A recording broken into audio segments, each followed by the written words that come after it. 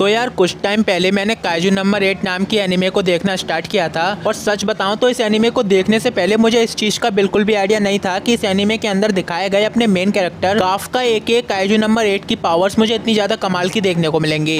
जब मैंने पहली बार इस एनिमे के अंदर काइजू नंबर 8 की पावर्स को देखा तब उसकी पावर्स को देख के मुझे लिटरली डीसी के सुपरमैन की याद आ गई थी। और आपका तो मुझे नहीं पता बट मुझे तो काइजू नंबर 8 की स्ट्रेंथ और पावर्स काफी हद तक डीसी के one of the most powerful super hero Superman की स्ट्रेंथ और पावर्स के बराबर लग रही थी। और इसीलिए आज की इस वीडियो के अंदर हम काइजू नंबर 8 का बैटल कंपैरिजन डीसी के सुपरमैन के साथ करने वाले हैं। और इस वीडियो में हम ये जानेंगे कि क्या काइजू नंबर 8 अपनी पावर से डीसी के मोस्ट पावरफुल सुपर हीरो को टक्कर दे पाएगा या फिर नहीं। और हाँ, मैं सिर्फ एनिमे और मूवी वर्जन का ही कंपैरिजन करूंगा, ना कि मांगा और कॉमिक वाले वर्जन का। तो बिना किसी देरी के आइए वीडियो को स्टार्ट करते हैं। तो सबसे पहले बात करते हैं सुपरमैन की पावर्स के बारे में। तो सुपरमैन डीसी की जस्टिस लीग टीम का मेंबर है और वो पूरी जस्टिस लीग टीम के हर एक मेंबर से बहुत ही ज्यादा स्ट्रॉन्ग और पावरफुल भी है। एंड जस्टिस लीग मूवी के अंदर सुपरमैन ने इस चीज को बहुत ही अच्छी तरह से साबित भी किया था, जहां उस मूवी में सुपरमैन ने पूरी जस्टिस लीग टीम के हर एक मेंबर को अपनी पावर से ओवर पावर किया था। सुपरमैन के पास बड़े बड़े शिप्स, रॉकेट्स और बिल्डिंग्स तक को लिफ्ट करने वाली स्ट्रेंथ मौजूद है। और अपनी इस स्ट्रेंथ से सुपरमैन डीसीयू के अंदर जनरल जॉर्ड और डूम्सडे जैसे कैरेक्टर से लेकर स्टेफन वुल्फ जैसे गॉड लाइक कैरेक्टर को भी फाइट में बुरी तरह से धो चुका है। और अगर आपको नहीं पता तो ये तीनों ही कैरेक्टर डीसी के most powerful and strongest character की लिस्ट में आते हैं। और इन तीनों ही कैरेक्टर को मूवी में सुपरमैन अपनी स्ट्रेंथ से इधर उधर पटक रहा था। एंड डूम्सडे जैसे मॉन्स्टर को तो उसने अपने पंचेस से लिटरली स्पेस में फेंक दिया था। और एक न्यूज़पेपर के हेडलाइन के अकॉर्डिंग तो सुपरमैन अपनी स्ट्रेंथ से डीसी के अंदर अर्थ की टेक्टोनिक प्लेट्स को भी मूव कर चुका है। और ये फीट डीसीयू के अंदर बताई गई सुपरमैन की स्ट्रेंथ की अब तक की सबसे बेस्ट फीट है। बात करें ड्यूरेबिलिटी की तो ड्यूरेबिलिटी के मामले में सुपरमैन ने डीसी के अंदर जनरल जॉर्ज, डूम्सडे और वंडर वुमन तक के अटैक्स को सर्वाइव किया है। और अर्थ के किसी भी वेपन से सुपरमैन की बॉडी को कुछ भी असर नहीं होता। बैटमैन वर्सेस सुपरमैन मूवी में हमने देखा भी था कि उस मूवी के अंदर सुपरमैन ने एक नॉर्मल बॉम्ब ब्लास्ट के साथ साथ एक पूरी की पूरी न्यूक्लियर मिसाइल को अपने बॉडी पर ब्लास्ट होने तक को सर्वाइव किया था। यहाँ तक कि जैक स्नाइडर की जस्टिस लीग मूवी में तो स्टेफन वुल्फ की गॉडली इलेक्ट्रो एक्स का भी सुपरमैन पर कुछ भी असर नहीं होता। और उस अटैक को तो सुपरमैन ऐसे सर्वाइव कर लेता है जैसे वो वेपन उसके लिए एक प्लास्टिक का बना हो। सुपरमैन के पास सिर्फ सुपर स्ट्रेंथ और ड्यूरेबिलिटी ही नहीं है, बल्कि इसके अलावा भी उसके पास और भी कई सारी कमाल की पावर्स मौजूद हैं, जिसमें से जो उसकी सबसे पहली पावर है वो है उसकी फ्रीजिंग ब्रेथ, जिससे वो किसी भी नॉर्मल चीजों के साथ साथ वॉल्केनोस तक को फ्रीज कर सकता है। और डीसी की द फ्लैश मूवी के अंदर एक सीन के अंदर हमें एक न्यूज के थ्रू बताया भी जाता है कि सुपरमैन ने जापान में अपनी फ्रीज ब्रेथ से एक वॉल्केनो को ठंडा करके उसे ब्लास्ट होने से रोक दिया था।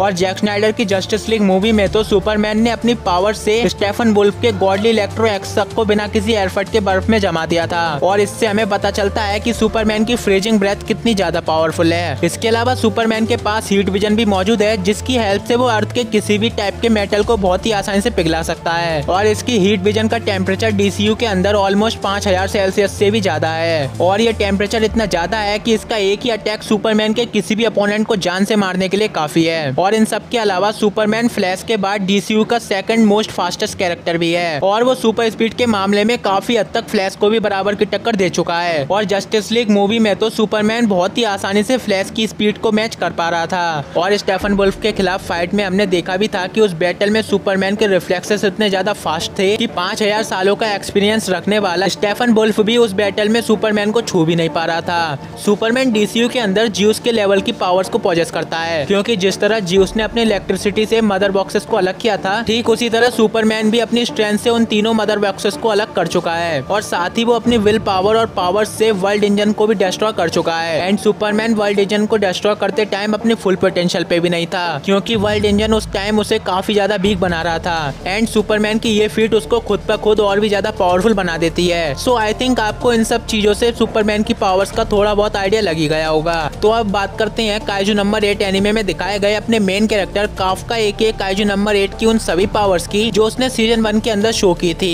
तो सीजन 1 के सेकंड एपिसोड में हमने देखा कि काफका के काइजू में बदलने के बाद वो सिर्फ अपने छूने से ही हॉस्पिटल की दीवारों तक को ब्रेक कर पा रहा था। और उसके सिर्फ एक विंडो ओपन करने से ही हॉस्पिटल की पूरी दीवार उखड़ गई थी। और साथ ही उस एपिसोड के लास्ट में तो काफका ने अपने सिर्फ एक ही पंच से एक जायंट काइजू की बॉडी तक को ब्लास्ट कर दिया था। और ये काम उसने तब किया था जब काफका को अपनी काइजू पावर का कोई भी आइडिया नहीं था। बट जब काफका को अपनी काइजू फॉर्म की पावर्स का यूज करना अच्छी तरह से आ गया, तब तो वो अपनी पावर से काइजू नंबर 9 जैसे 8.5 फोर्टिट्यूड लेवल रखने वाले काइजू को भी सिर्फ अपनी स्ट्रेंथ से ओवरपावर्ड कर रहा था।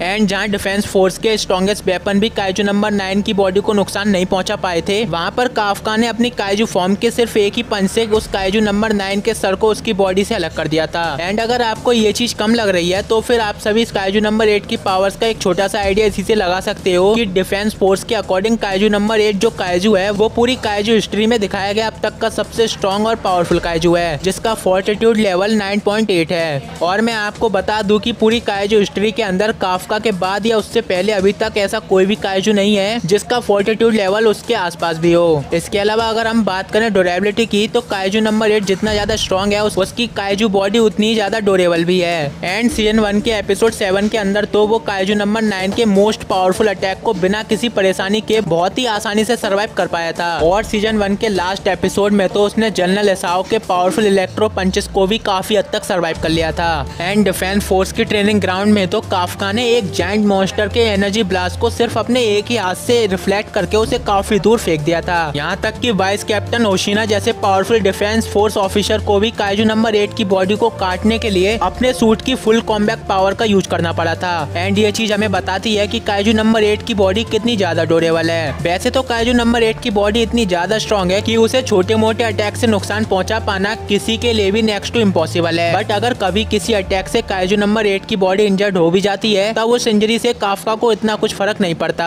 क्योंकि काफका की काइजू फॉर्म के पास इंस्टेंट रीजनरेशन की पावर है। इसलिए वो जब भी अपनी किसी बैटल में इंजर्ड हो जाता है तब वो अपनी उस इंजरी और अपने कटे हुए बॉडी पार्ट्स को अपनी पावर से बहुत ही आसानी से हील और उन्हें दोबारा से रीजनरेट कर लेता है। बट काइजू नंबर 8 की इस पावर की एक सबसे बड़ी डिसएडवांटेज ये है कि काफका जब भी अपने बॉडी पार्ट्स को अपनी पावर से हील या रीजनरेट करता है तब उसकी इस रीजनरेशन पावर से उसकी बॉडी का काफी ज्यादा स्टेमिना यूज होता है, जिस वजह से काफका अपने रीजनरेशन पावर से अपने बॉडी पार्ट्स को ज्यादा बार हील और उन्हें दोबारा रीजनरेट नहीं कर पाता। इसके अलावा रही बात उसकी स्पीड की तो वैसे तो काफका अपनी नॉर्मल फॉर्म में बहुत ही ज्यादा स्लो है, बट एक बार उसके अपनी काइजू फॉर्म के अंदर ट्रांसफॉर्म होने के बाद उसकी स्पीड लिटरली इतनी ज्यादा फास्ट हो जाती है कि उसको ठीक से देख पाना भी किसी के लिए बहुत ही ज्यादा डिफिकल्ट होता है। इवन एपिसोड 7 में तो खुद काइजू नंबर 9 जो कि काफी हद तक काइजू नंबर 8 के बराबर का काइजू है वो भी उसे अपनी फाइट में देख नहीं पा रहा था। और तो और वाइस कैप्टन ओशिना के खिलाफ फाइट में तो काइजू नंबर 8 की स्पीड वाइस कैप्टन ओशिना से भी ज्यादा हमें देखने को मिली थी, जबकि उस टाइम वाइस कैप्टन अपने सूट की 92% तक की पावर्स को यूज कर रहा था। इसके साथ ही काइजू नंबर 8 के पास एक और काफी कमाल की स्पेशल पावर है जिसका नाम है एनर्जी बूस्टिंग। बेसिकली अपनी इस पावर की हेल्प से काफका चाहे तो कभी भी अपनी काइजू फॉर्म की स्ट्रेंथ और स्पीड इन दोनों पावर्स को काफी ज्यादा इंक्रीज कर सकता है, जिसके बाद उसके अटैक्स और रिफ्लेक्सेस इतने ज्यादा पावरफुल और फास्ट हो जाते हैं कि उसका एक ही पंच उसके सामने वाले किसी भी ओपोनेंट को जान से मारने के लिए काफी है। और एपिसोड 7 के अंदर काफका अपने इसी पावर की हेल्प से ट्रेनिंग ग्राउंड वाले जायंट काइजू को सिर्फ अपने एक ही पंच से उसकी बॉडी को ब्लास्ट कर पाया था। बट क्या अपनी इन सभी पावर्स के साथ काफका एक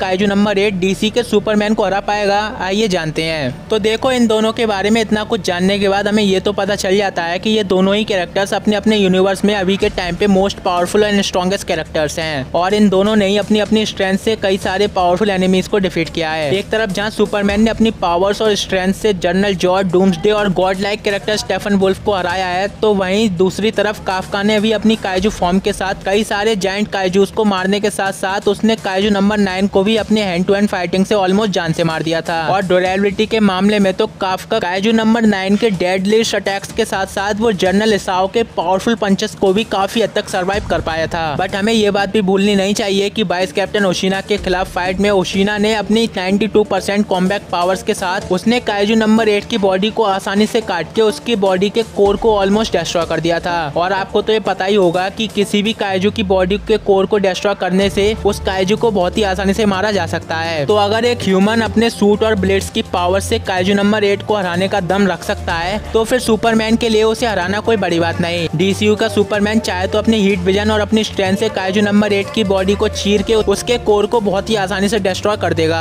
एंड रही बात काइजू नंबर 8 के अटैक्स और पावर्स की, तो सुपरमैन के खिलाफ इस बैटल में काइजू नंबर 8 का कोई भी अटैक इतना पावरफुल नहीं कि वो अपने किसी भी अटैक से सुपरमैन को थोड़ा बहुत भी इंजर्ड कर सके। सुपरमैन ने डीसीयू के अंदर जनरल जॉर्ज और डूम्सडे के पावरफुल अटैक्स के साथ साथ उसने एक पूरी की पूरी न्यूक्लियर मिसाइल को अपने बॉडी पर ब्लास्ट होने तक को बिना किसी खरोच के सर्वाइव किया है। इसलिए आई डोंट थिंक कि काइजू नंबर 8 का कोई भी पंच या कोई भी अटैक सुपरमैन को इंजर्ड कर पाएगा। और वैसे भी इन दोनों की इस बैटल में सुपरमैन के पास ऑलमोस्ट फ्लैश के जितनी सुपर स्पीड भी मौजूद है, जिसकी हेल्प से सुपरमैन चाहे तो काइजू नंबर 8 के हर एक अटैक्स को बहुत ही आसानी से डॉज कर सकता है। एंड अगर आपको याद हो तो डीसी की जस्टिस लीग मूवी के अंदर तो खुद फ्लैश और 5000 सालों का बैटल एक्सपीरियंस रखने वाला स्टेफन वुल्फ भी सुपरमैन की बॉडी को छू नहीं पा रहे थे। और उस मूवी में तो सुपरमैन डीसी के one of the most fastest character flash को बिना देखे डॉज कर पा रहा था। एंड अगर फ्लैश जैसा कैरेक्टर अपनी सुपर स्पीड से सुपरमैन को छू नहीं पाया तो फिर काइजू नंबर 8 के लिए तो उस पर अपने अटैक्स कर पाना ऑलमोस्ट नामुमकिन है। एंड इसीलिए इन सब चीजों को जानने के बाद आई थिंक इन दोनों की इस बैटल में सुपरमैन अपने हीट विजन और अपनी दूसरी पावर्स के साथ काइजू नंबर 8 के कोर को डिस्ट्रॉय करके उसको बहुत ही आसानी से हरा देगा। लेकिन इन दोनों की इस बैटल में काइजू नंबर 8 का कोई भी अटैक सुपरमैन को जरा सा भी टच नहीं कर पाएगा। एंड इस बैटल को सुपरमैन अपनी स्ट्रेंथ, स्पीड और हीट विजन पावर्स के चलते बिना किसी परेशानी की आसानी से जीत जाएगा। तो दोस्तों ये तो मेरा ओपिनियन है, बट आपको क्या लगता है आप मुझे अपना ओपिनियन कमेंट में जरूर बताना। तो दोस्तों यही था हमारा आज का बैटल कंपैरिजन वीडियो। आपको ये वीडियो अच्छा लगा हो तो यार इस वीडियो को एक लाइक कर देना। और अगर आप ऐसी वीडियोस देखना पसंद करते हो तो आप हमारे चैनल को भी चेकआउट कर सकते हो।